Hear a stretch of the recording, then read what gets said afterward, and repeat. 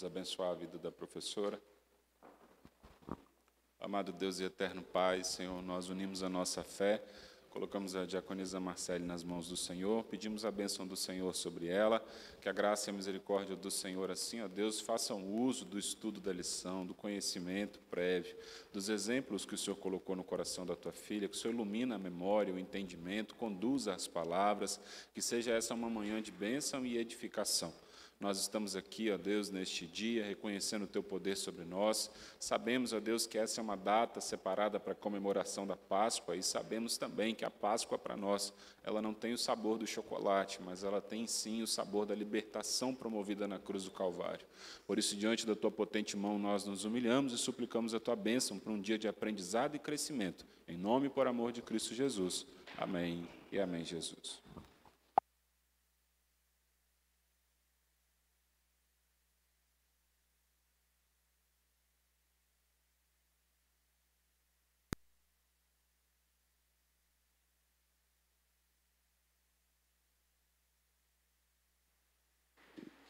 Amém. Saúde, amada igreja, na paz do Senhor, amém? Amém. Louvado seja o nome do Senhor. Lição de número 3. Glórias a Deus. Vou deixar aqui já abertinho. Só um momento. Lição de número 3. A verdadeira adoração. Texto áureo. Eu gostaria de pedir aos amados que possam colocar de pé. Cumprimento os irmãos também que estará nos acompanhando pela YouTube, pelas plataformas. Deus abençoe em nome de Jesus. Vamos todos em voz de coro, amém? Deus é Espírito e importa que os que o adorem em Espírito e em verdade. João 4, 24. Os irmãos podem se assentar. A verdade prática, adorar significa viver em total rendição a Deus, entregando-nos plenamente a Ele. Que essa palavra possa enraizar no nosso coração, irmãos, porque se essa verdade prática, ela está dizendo, entregando-nos plenamente, eu preciso entender lá no dicionário o que significa esse plenamente, o que significa entregando. É algo tão complexo, eu não posso apenas me conformar nesse momento, eu estou firme com o Senhor.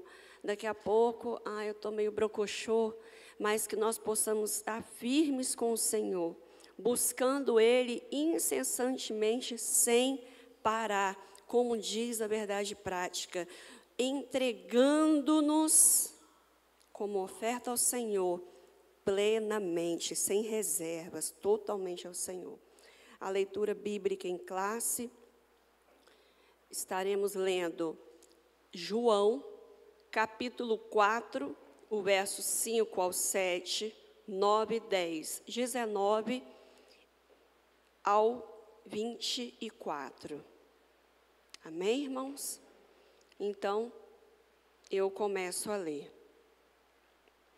Foi, pois, a uma cidade de Samaria, chamada Sicar, junto da herdade de Jacó, tinha dado a seu filho José.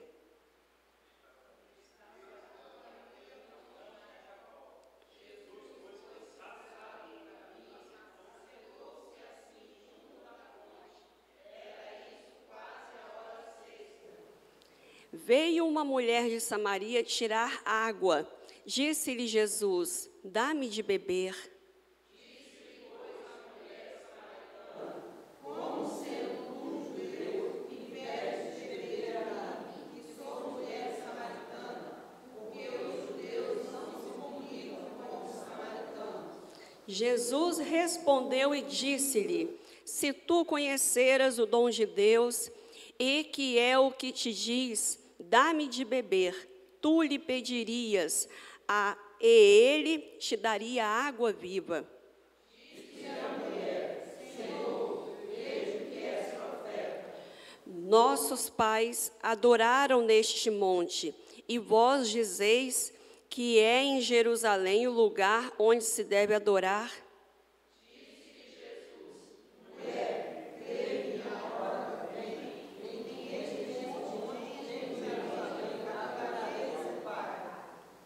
Vós adorais o que não sabeis, nós adoramos o que sabemos, porque a salvação vem dos judeus.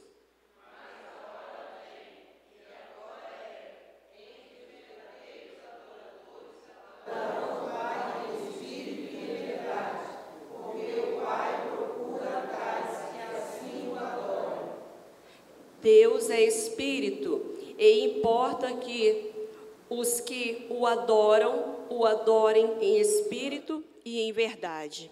Irmãos, estaremos vendo nessa lição aqui o objetivo dessa lição, né? Nós temos aqui 3 objetivos em especial nessa lição. É explicar o diálogo de Jesus com essa mulher samaritana, compreender que a verdadeira adoração é um ato de rendição, não pela metade, mas de rendição total a Deus, e unir os princípios da adoração bíblica à vida de serviço e entrega a Deus. Introdução. O ser humano sente uma necessidade intrínseca de Deus.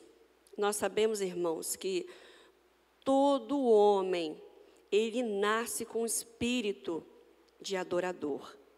Todo homem. Ah, mas por que a irmã está falando isso? Nós observamos que todo servo de Deus, quando ele se converte ao Senhor, quando ele se rende totalmente ao Senhor, ele tem essa necessidade de estar adorando ao Senhor o tempo todo. Adorando ao Senhor com louvores. Ah, mas eu queria cantar na igreja. A adoração ao Senhor é muito além disso. Na verdade, a verdadeira adoração é essa que a palavra de Deus está dizendo, adorando em espírito e em verdade. É entre 4 paredes, onde está só você, sozinho ali. É ali que é o verdadeiro adorador. É o verdadeiro adorador andando na rua e as pessoas olhando e vendo que ali é um testemunho de vida. O verdadeiro adorador que sabe se posicionar como servo de Deus dentro de casa. Esse é o verdadeiro adorador. Adorador, infelizmente, muitos têm confundido com aqueles que pegam o microfone e cantam. Isso aí, irmãos, qualquer um faz. Até periquito, não. Até papagaio faz, né? Que repete. Então, nós entendemos aqui que todo homem, ele foi criado para adorar ao Senhor. Todo homem. Ah, mas tem aqueles que não adoram, mas adoram ao inimigo, cantando músicas mundanas, fazendo aquilo que sua carne deseja. Então, ou eu agrado um e desagrado o outro, ou eu desagrado o outro e adoro um. Sempre é assim, né? A carne e o espírito. Com a leitura da passagem de João 4, essa carência espiritual torna-se evidente. Nesse contexto, também se revela a importância de uma autêntica adoração que surge de uma experiência profunda com Jesus Cristo. Por esse motivo, a adoração cristã é o tema central dessa lição. A partir do diálogo entre Jesus e a mulher samaritana, podemos extrair ensinamentos valiosos sobre a adoração. Então, irmãos, nós vemos que a partir desse diálogo de Jesus com a mulher samaritana, nós vemos que Deus, ele busca verdadeiros adoradores, que o adorem em espírito e em verdade, né? Mas que seja uma adoração genuína, que é uma resposta de amor, né, de Deus em Jesus. Ele teve um amor tão grande por cada um de nós, que deu tudo que ele tinha, que foi o seu único filho. Então, que nós possamos, irmãos, em nome de Jesus, a começar por mim e a todos, né, que a adoração ela venha fazer parte do nosso do nosso dia a dia, da nossa vida, né? Possamos adotar como estilo de vida a adoração ao Senhor, né? Que nós possamos glorificar ao Senhor em todas as áreas, assim como o apóstolo Paulo fala, né? Quer comais, quer bebais, façais tudo para a honra e glória do Senhor. Eu quero fazer algo, deixa eu perguntar, é para a glória de Deus que eu vou fazer isso? Se não for, que eu venha renunciar, por amor ao Senhor. Amém? Tópico de número 1, o encontro em Samaria e 2 preciosas lições. Subtópico de número 1, a necessidade de passar em Samaria. Em João 4,4 é informado que era-lhe necessário passar por Samaria. Irmãos, esse era necessário, nós entendemos que sem essa mulher saber, Jesus já tinha marcado o encontro com ela, meu Deus. E é assim que Deus faz com cada um de nós. Antes de nós entendermos as coisas espirituais do Senhor, o Senhor já havia marcado um encontro com cada um de nós para uma vida de transformação. Quantos aqui tiveram a vida transformada? Levanta as mãos. Todos nós, né? Todos nós tivemos uma vida transformada no Senhor Jesus. Então, assim como Ele desejou para aquela mulher lá no passado, Ele tem desejado para muitos também. Você que não está nos ouvindo, que está nos ouvindo também, se entregue ao Senhor, só tem a ganhar. Né? Quando nós estamos na presença de Deus, nós bebemos uma água que jamais teremos sede. É algo que nos sacia para sempre, vivificando, e é uma água que jorra do trono de Deus. Louvado seja o nome do Senhor, que edifica o corpo, a alma e o espírito. O Senhor deixava a Judéia em direção à Galileia e, para tal, teria de atravessar por Samaria. Apesar de evitar entrar nessa cidade, devido à tensão racial entre judeus e samaritanos, havia uma missão ainda mais urgente. O encontro com a mulher samaritana em Sicar, junto à fonte de Jacó. Durante essa conversa, Jesus abordou o assunto sobre o local adequado para adorar a Deus.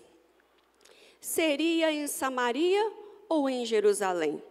Nesse diálogo, nosso Senhor ensinou 2 importantes lições. Irmãos, essa divisão cultural e religiosa, ela traz um significado ao encontro de Jesus e a samaritana e mostra que Jesus rompeu barreiras. Jesus, eu achei muito interessante uma frase, que Jesus ele veio ao mundo para quebrar regras, mas não princípios. Então, quando nós vemos que ele, através desse diálogo com essa mulher samaritana, ele quebra ali 3 barreiras. A barreira moral, a barreira de gênero e a barreira étnica. A étnica, os samaritanos e os judeus, eles não conversavam. Jesus quebrou isso, porque ele foi ali, ele sendo judeu, foi conversar com a mulher samaritana. A barreira de gênero, porque um homem não conversava com a mulher em público. E a barreira moral, né? Uma mulher, ela, né, havia passado por 5 maridos, né? Quando nós vemos que o princípio foi o quê, irmãos, que o Senhor criou? Um homem para uma mulher para um homem. Mas ali, um encontro, né, o Senhor Jesus, ele quebrou a barreira moral, porque ela era uma mulher mal vista ali pela sociedade, né? Porque ela levava uma vida irregular. E o próprio Senhor falou, né? E o seu... Até este aí que está com você não é seu marido. Olha só. Então, nós vemos aqui que o Senhor, ele vai ao encontro de uma mulher para levar salvação e transformação e libertação para aquela mulher, né? Não só para ela, mas que através dela, a libertação, ela teve tanta sede, irmãos, que não foi o suficiente para ela, jorrou do vaso, transbordando e molhando quem estava à sua volta, bebendo aqueles que estavam à sua volta. Por quê, irmãos? Ela foi uma grande missionária de Deus. Ela foi uma mulher que propagou o Evangelho a todos, né? Falando ali do que o Senhor fez. O subtópico de número 2, a necessidade do ser humano. O encontro entre Jesus e a mulher samaritana não foi um simples acaso. Ela encontrava-se sentado à beira da fonte de Jacó, na hora sexta, durante o calor do meio-dia. A mulher samaritana dirigiu-se à fonte para recolher água. Momento em que se cruzou com Jesus e ouviu um pedido do amado mestre: dá-me de beber. Em resposta ao pedido de Jesus, ela iniciou uma conversa com o divino mestre, até que este lhe propôs uma água que se tornara nela uma fonte de água a jorrar para a vida eterna, que fala no verso 14. O que nosso Senhor ofereceu à mulher samaritana era um tipo de água capaz de transformar toda a sua existência. Aqui encontramos a primeira valiosa lição: toda pessoa necessita de Deus e, por isso, devemos aproveitar cada oportunidade para partilhar essa água viva. Eu achei tão interessante quando Jesus, nós lemos ali, quando Jesus chega para essa mulher e fala, né, dá-me de beber. E, ao mesmo tempo, nós vemos a magnitude, a grandeza de um homem sendo Deus. Lógico, ele veio, né, como homem, mas ele criou tudo, ele criou todas as coisas, pedindo água para uma mulher, né, a fonte de água viva, pedindo água para uma mulher. E ali nós aprendemos que Jesus, ele se fez homem mesmo, porque se ele pediu água, é porque ele estava com sede, né? Um homem, ele sendo homem, né, como nós temos sede, somos carne e habitamos nesse corpo. Então nós sentimos fome, sentimos sede. Jesus a mesma coisa, ele sentiu sede e pediu água para aquela mulher. E nesse pequeno pedido ali inicia uma conversa, algo tão simples, né, tão singelo. E ela fica admirada, né, porque um judeu fala com ela, porque culturalmente isso era algo inaceitável, né, nós sabemos disso. E o propósito maior não era saciar a sede física, e sim a sede espiritual daquela mulher, porque ela dura para sempre, como foi dito antes. Não era água que vinha de um poço cavado por mãos, mas era água que vinha de onde, irmãos? Do trono de Deus. Aleluia. Que transforma, assim como transformou a nossa vida. E vai transformar de muitas ainda, em nome de Jesus, que não conhece o Senhor. Eu gostaria de ler João, capítulo 7, verso 38. Quem crer em mim, como diz a Escritura, do seu interior fluirão rios de água viva. Aleluia. Louvado seja o nome do Senhor. O subtópico de número 3, o lugar de adoração a Deus. Dando seguimento à conversa com Jesus, a mulher samaritana questiona-o sobre onde deveria ocorrer a verdadeira adoração. Se em Jerusalém ou no Monte Gerizim. Neste diálogo, a samaritana procura entender o local apropriado para adorar a Deus. Em resposta à sua indagação, nosso Senhor revela uma nova forma de culto. Essa adoração não seria exclusiva dos judeus nem dos samaritanos. Na realidade, o verdadeiro culto dirigido a Deus deve ser feito ao Pai em espírito e em verdade.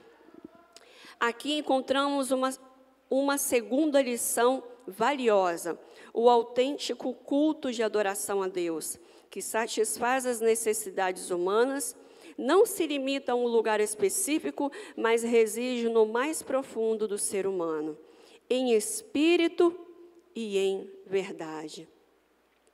Onde deveria ocorrer? Ela estava preocupada. Aonde deveria ocorrer a verdadeira adoração, Jesus? E Jesus ensina que a verdadeira adoração, ela acontece quando o coração está totalmente entregue a Deus. Independentemente do local, né? Uma vida alinhada com Deus. Isso não significa, irmãos, que o templo não seja, que a comunhão, né, principalmente os irmãos que nos acompanham.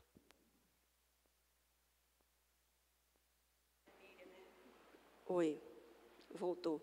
Não significa que o templo e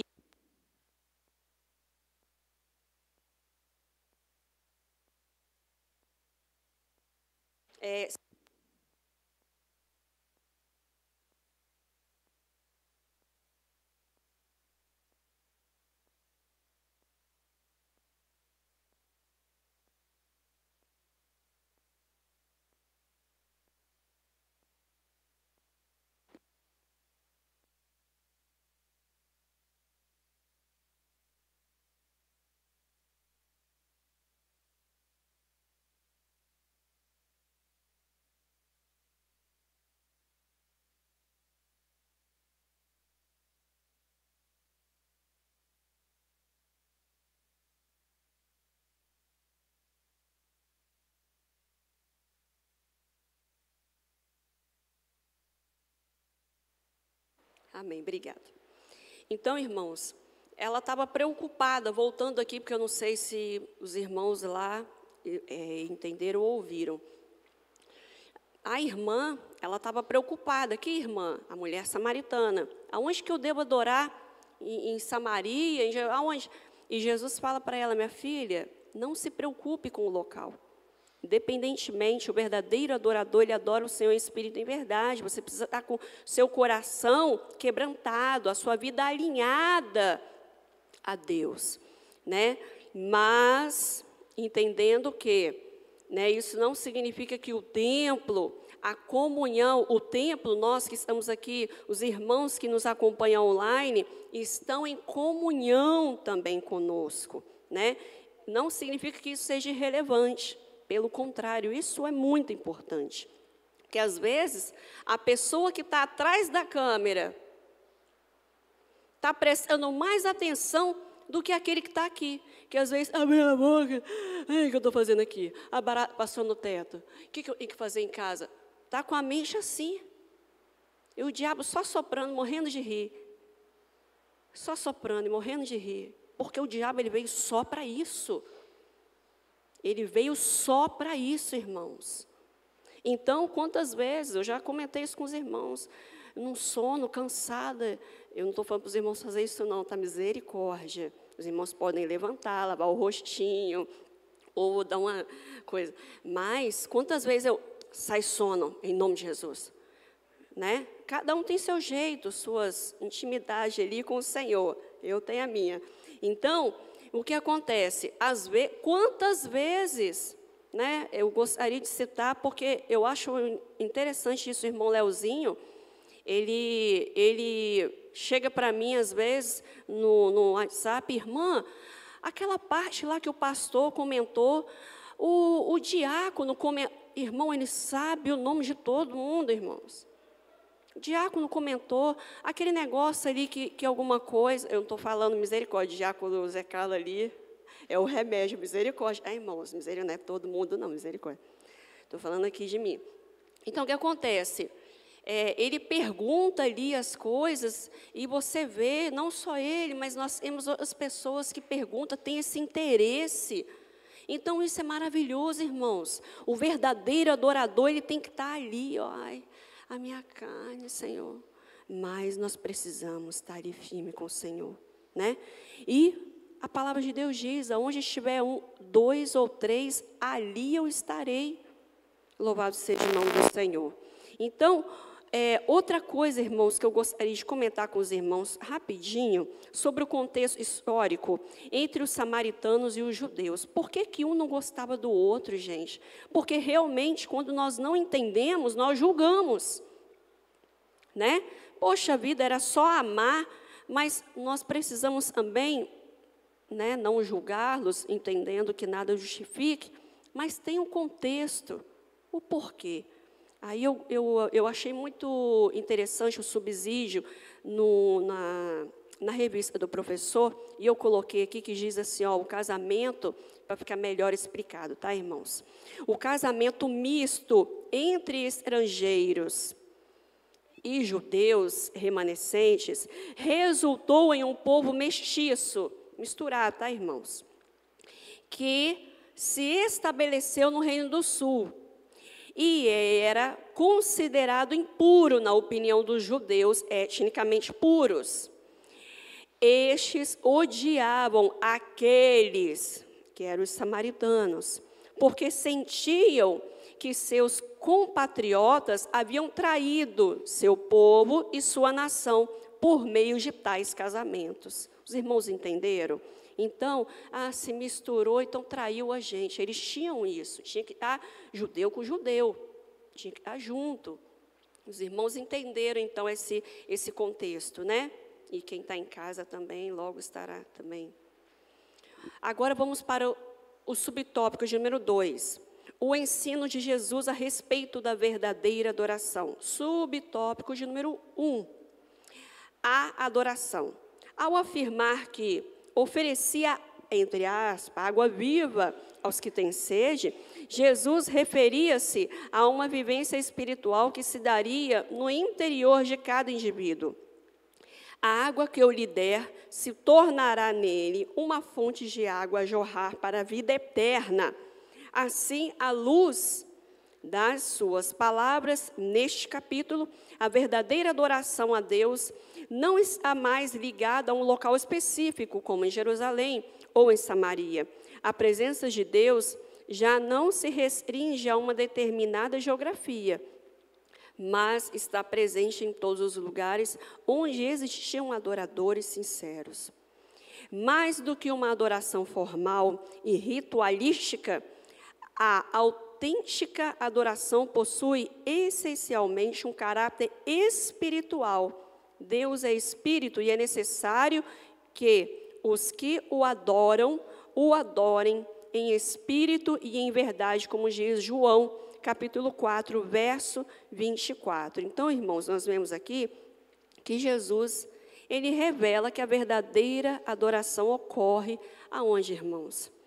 No templo, lá no local não sei aonde, ela ocorre no nosso interior, né? Sendo como?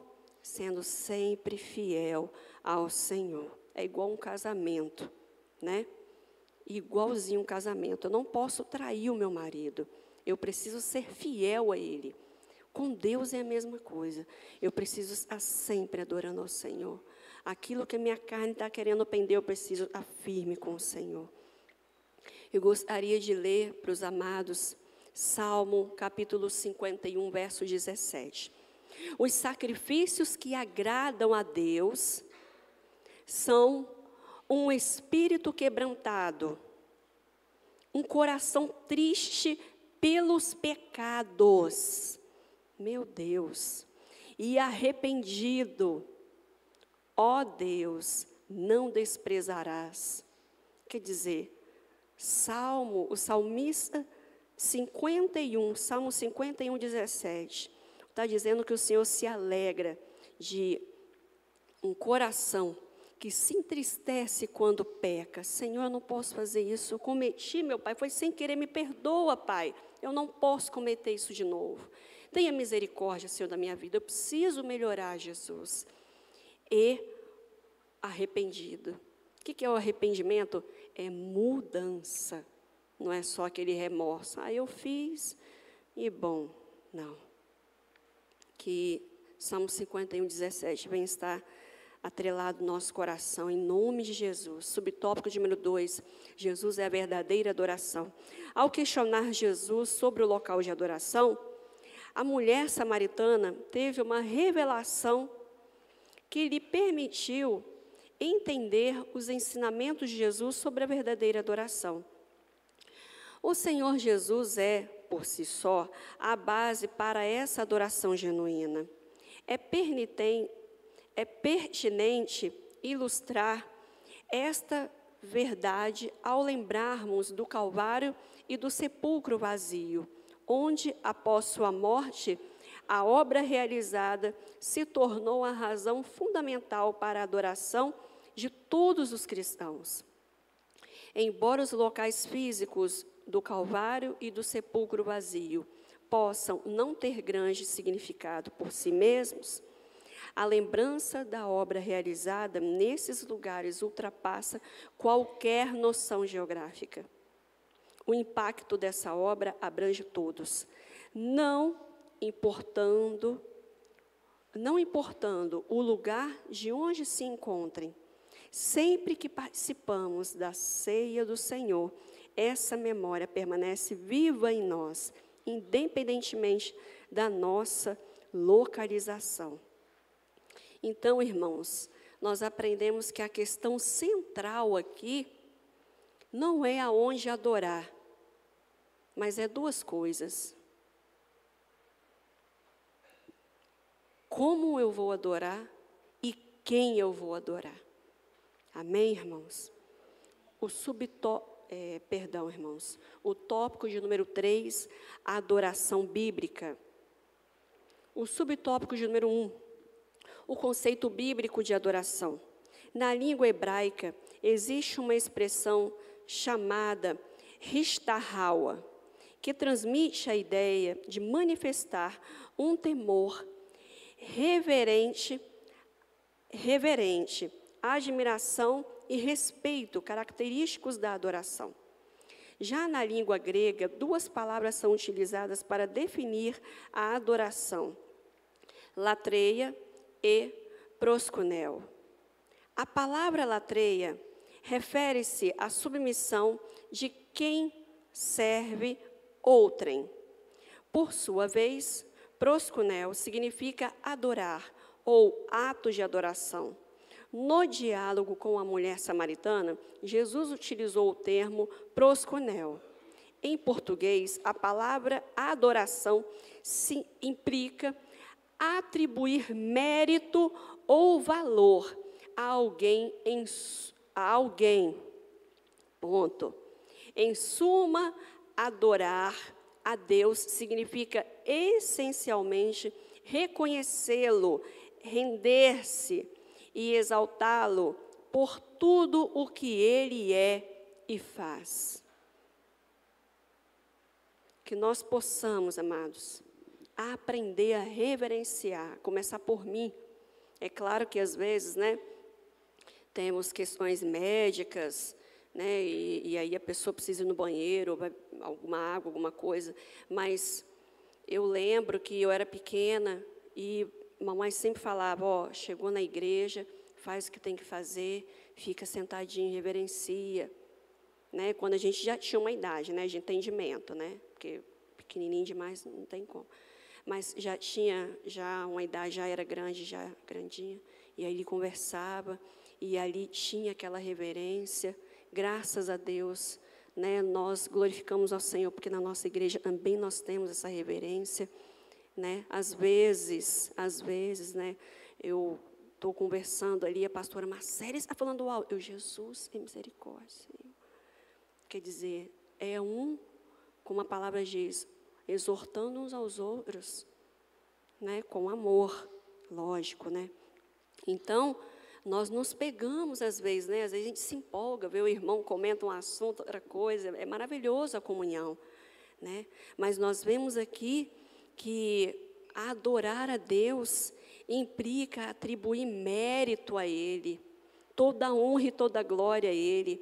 É reconhecer quem Ele é, a sua grandeza, tudo, fazendo tudo, exaltando o nome dEle. É maravilhoso, irmãos. O subtópico de número 2, adoração como ato de rendição a Deus. O conceito fundamental da palavra adorar, proskuneo, no Novo Testamento, remete originalmente à noção de beijar, associado a um ato de se dobrar os joelhos ou prostrar-se com a testa no solo, ou sobre os pés da pessoa a quem se está submisso. O episódio da mulher pecadora, ele ilustra bem esse significado e nos ensina a reconhecer a própria inferioridade e é também a superioridade daquele que estamos dispostos a servir plenamente. Vemos, irmãos, que a verdadeira adoração, ela nos leva a reconhecer, tá? A grandeza de Deus e a nossa total dependência a Ele, dele, né? A nossa total dependência a Ele. O subtópico de número 3, adoração como ato de serviço a Deus. O serviço a Deus está profundamente associado à adoração. Esse é um ato espontâneo que demonstra o nosso reconhecimento na soberania de Deus sobre tudo. Assim, o serviço que prestamos a Ele, ou seja, cumprir os seus propósitos para nós, exige uma entrega total da nossa vida como um sacrifício vivo ao Senhor. Eu gostaria de ler Romanos 12:1, que a própria revista, ela cita, né? E é lindo demais esse versículo. Romanos 12, verso 1. Rogo-vos, pois, irmãos, pela compaixão de Deus, que apresenteis os vossos corpos em sacrifício vivo, santo e agradável a Deus, que é o vosso culto. Continuando de tal forma que não podemos servir a dois senhores, mas somente a um. Trata-se de uma entrega completa a Deus através da nossa existência. O verdadeiro adorador, ele não divide a sua lealdade com ninguém, a sua fidelidade somente com o Senhor. Né? O seu coração pertence exclusivamente ao Senhor, refletindo, né? Lógico, né? Refletindo sua vida, né, no compromisso que você tem com Deus, né, que nós temos com o Senhor. O subtópico de número 4, uma experiência interior de adoração. Sentimos uma necessidade profunda de adorar a Deus, conforme é lembrado no Salmo 42. A minha alma tem sede de Deus, do Deus vivo. Quando entrarei e me apresentarei ante a face de Deus. A gloriosa presença do Deus Todo-Poderoso satisfaz todas as carências da pessoa.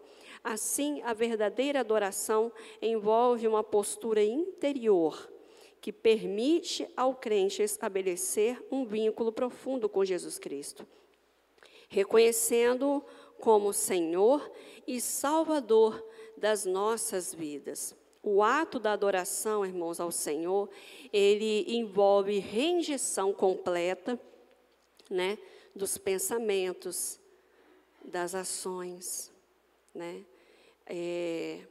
a Ele. Aquilo que eu penso, aquilo que eu sinto, aquilo que eu vejo, aquilo que eu falo, todos os nossos sentidos, precisa ser entregue ao Senhor. A Ele, manifestando-se em serviço voluntário ao Senhor. Tudo que eu faço precisa ser voluntário para o Senhor, precisa vir de dentro do meu coração. Gostaria de ler Salmo 42, verso 2, a própria lição aqui, ela está passando esse versículo lindo, a minha alma tem sede de Deus, do Deus vivo, quando entrarei e me apresentarei ante a face de Deus. Ele estava aqui fazendo essa pergunta, eu quero entrar, quando? A minha alma tem sede. É maravilhoso, irmãos, quando nós estamos em casa, olhamos para o relógio, ou em casa, ou no trabalho, ou na rua, aonde for, e olhamos no relógio e vemos ali ansiosamente, o bom, tá, irmãos, estou dizendo aqui, ansiosamente o nosso coração, daqui a pouco estarei na igreja adorando ao Senhor. Isso é maravilhoso, que nós possamos copiar rei Davi nisso, irmãos. Ele tinha prazer. Alegrei-me quando me disseram, vamos à casa do Senhor. Olha a alegria que havia no coração dele. Então, todo homem, uma frase que eu achei muito interessante, que inclusive já cantamos várias vezes. Todo homem tem um vazio do tamanho de um Deus. Do tamanho de Deus, perdão. Todo homem tem um vazio do tamanho de Deus. E só Ele pode satisfazer. Só Ele pode satisfazer, né? E preencher, só Ele, porque Ele é perfeito e completo. Só Ele pode. Os anseios do nosso coração, né, que nós possamos ter um relacionamento íntimo com o Senhor a cada dia. A conclusão, nesse estudo, focamos nos ensinamentos práticos de Jesus acerca da adoração e, por consequência, discutimos a doutrina da adoração cristã.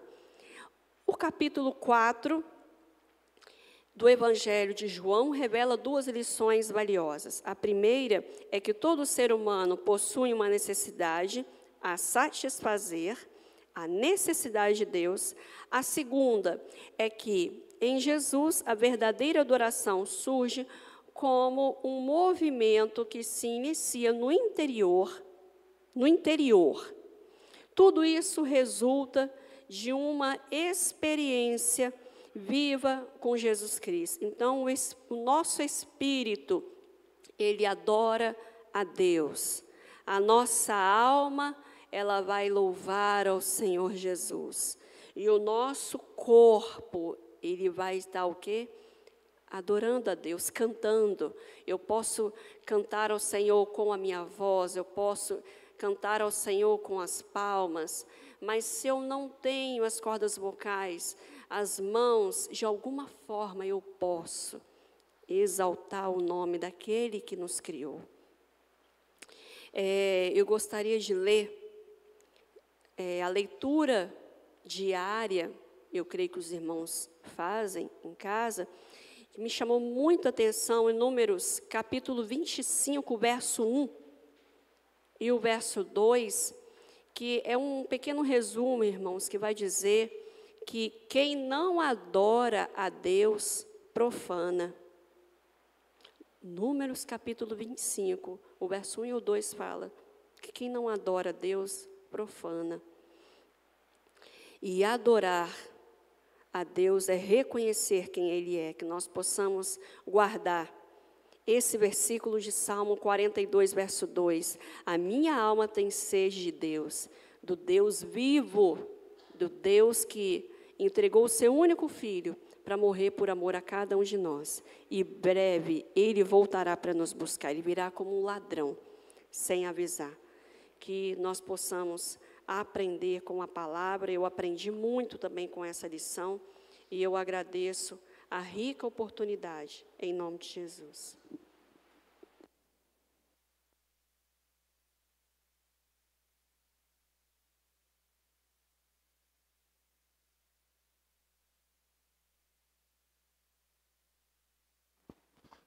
Amém. Louvado seja Deus. Cumprimento a todos com a graça e a paz. Eu queria ressaltar 2 pontos aqui para os irmãos. O primeiro, a lição aborda essa diferença de Samaria e Jerusalém de uma forma mais simples. Ela diz que a separação e a antipatia de um povo pelo outro se dá basicamente porque os da tribo de Judá, que representavam o Reino do Sul, tiveram casamentos mistos, enquanto para o norte aquilo era uma abominação. Só que, na verdade, a disputa do Reino do Norte e do Reino do Sul, ela é muito mais antiga do que o rei sobre o qual o reino se divide. Quando nós estudamos o reinado de Saul, depois Davi, depois Salomão e o filho de Salomão. O reino se divide lá no filho de Salomão, mas bem antes de Saul, os reinos já tinham uma certa instabilidade entre eles. A primeira guerra civil de Israel, registrada no livro de Juízes, já aponta para essa separação entre eles, essa disputa entre eles. Então, quando eles de fato separam entre Reino do Norte e Reino do Sul, eles só oficializam algo que já existia há muito tempo. Por isso que o próprio Deus não vê isso como uma quando se trata da divisão dos reinos de Israel, isso não representa nenhuma mudança significativa na história bíblica, porque já era algo que acontecia muito tempo antes. Obviamente, à medida que os anos foram passando, o reino do norte some por causa dos assírios e o reino do sul persiste pelo dobro do tempo. Então, não eram só pelos casamentos mistos. Os casamentos mistos era algo que era duramente combatido pelos profetas. Se os irmãos lerem o livro de Neemias, por exemplo, os irmãos vão ver, em um determinado momento, quando o povo se lembra da leitura do livro da lei, aquilo comove o povo de maneira tão grande que de longe se ouvia o choro do povo. Mas por que de longe se ouvia? Porque naquele dia muitos casamentos que haviam sido feitos foram desfeitos diante de Deus, porque eram casamentos feitos de maneira ilegítima. Os homens haviam se casado com mulheres de outros povos.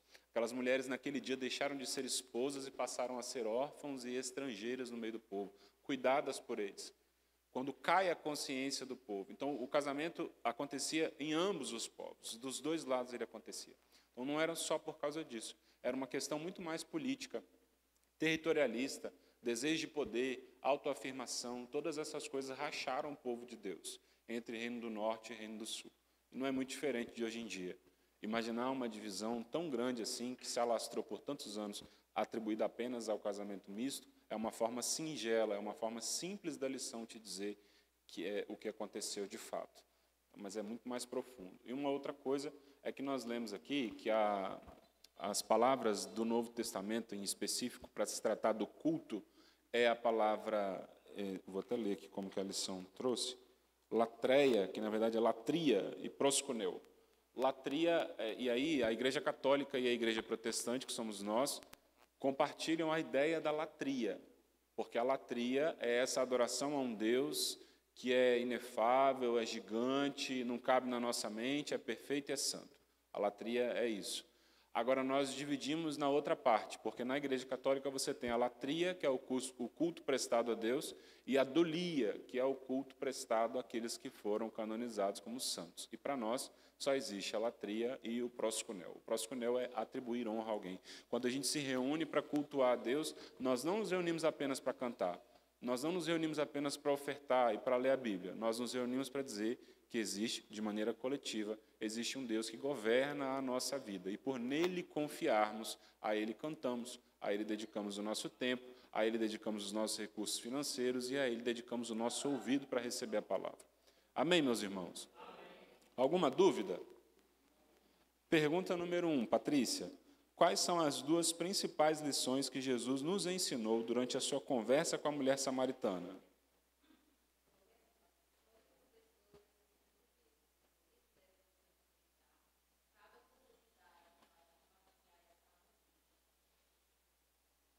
Está meio certo, porque são as duas principais lições. A primeira principal lição é: toda pessoa necessita de Deus. E qual que é a segunda lição? O autêntico culto de adoração a Deus não se limita a um lugar específico. Então, você pode prestar culto na sua casa, no seu quarto, no seu carro, no seu trabalho, na sua escola, você pode prestar culto ao Senhor. Principalmente quando a gente entende que o culto não tem fim. E a nossa vida é a oferta que, de maneira contínua, permanece acesa diante de Deus. O culto não tem fim. Segunda, o que constitui o verdadeiro culto de adoração a Deus que atende às necessidades humanas, Josimar?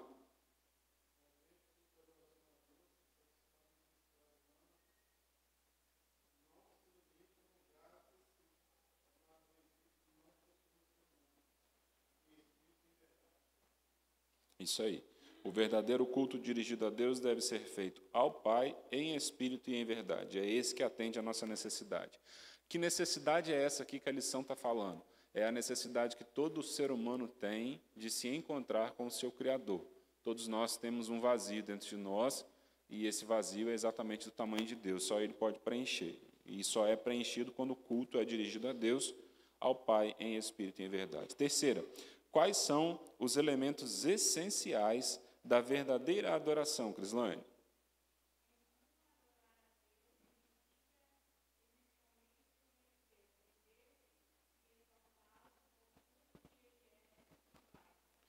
Perfeito. Em suma, adorar a Deus significa essencialmente reconhecê-lo, render-se e exaltá-lo por tudo que Ele é e faz.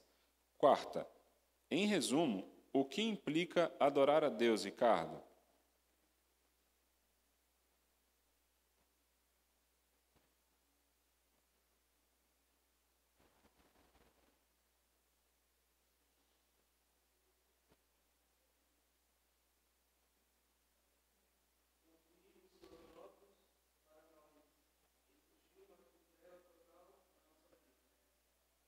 Lê de novo.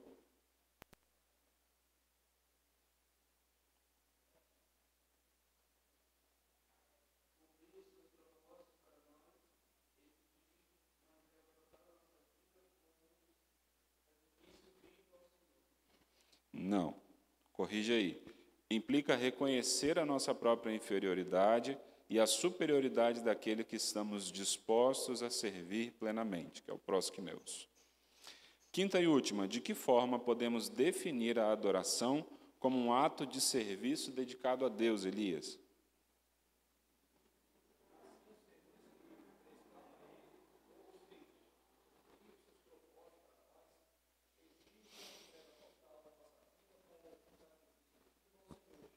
Perfeito. Amém. Perfeito. O serviço que prestamos a Ele, ou seja, cumprir os seus propósitos para nós, exige uma entrega total da nossa vida. Então, nós prestamos um serviço a Deus. Que serviço é esse? Cumprir os propósitos dEle para nós. Como é que a gente faz isso? Entregando a nossa vida para Ele, como um sacrifício vivo ao Senhor. Amém, meus irmãos? Vamos colocar de pé, orar agradecendo por essa escola bíblica dominical. Mais uma vez, hoje é um dia simbólico, separado para a celebração da Páscoa.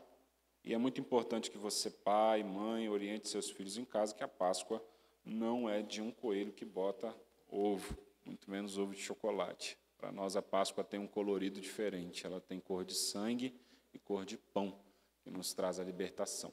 Lembrando os irmãos que no Antigo Testamento nós temos o sábado como dia santo, a circuncisão como a marca de início de um homem dentro da caminhada do judaísmo, e depois nós temos a Páscoa como símbolo da libertação. No Novo Testamento nós temos o batismo, substituindo a circuncisão, temos o domingo, que substitui o sábado, porque domingo é o dia do Senhor onde Ele ressuscita, e nós temos a Santa Ceia, substituindo a Páscoa, também como sinônimo de participação na libertação do Senhor. Amado Deus e eterno Pai, muito obrigado, Senhor, por essa manhã. Te agradecemos pela Tua palavra, te agradecemos pela Tua companhia, agradecemos ao Senhor pelo Teu sacrifício na cruz, em prol de cada um de nós. Agradecemos pelo valor que o Senhor atribuiu a nós, quando, na verdade, nós sabemos que não temos valor algum, porque não há em nós nada de bom. Então, somente aquilo que há de bom em nós é o Teu Espírito, que nos aperfeiçoa para o Teu serviço. Nós aprendemos, ó Deus, que Te servimos, quando, na verdade, nos entregamos. Então, que haja uma entrega completa no nosso coração, para que sejamos transformados, libertos, sarados pelo Senhor, e em todo o tempo não nos falte a consciência de que o Senhor não nos chamou para esse mundo falido e caído, mas o Senhor nos chamou para a eternidade. Firma o nosso coração nessa esperança, nessa alegria, nessa certeza, é o que nós assim te pedimos e te agradecemos, em nome e por amor de Cristo Jesus. Que o grande amor de Deus, a paz e a comunhão do Espírito Santo seja hoje e sempre, com aqueles que amam e aguardam a volta do Senhor Jesus. Amém e amém, Jesus. Que Deus os abençoe.